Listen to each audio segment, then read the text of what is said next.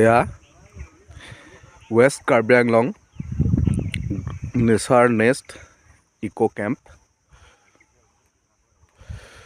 আৰু ইয়াতে আপোনালোকৰ থকাৰ ব্যৱস্থা আছে। নগাঁও চহৰৰ পৰা প্ৰায় 80 কিলোমিটাৰ 79-80 কিলোমিটাৰ এনেকুৱা দূৰত্বত অৱস্থিত নেচাৰ নেষ্ট ইক' কেম্প।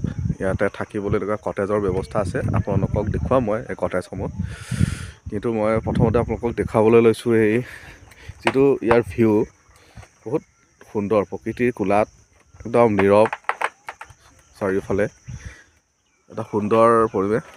এয়া চাওক,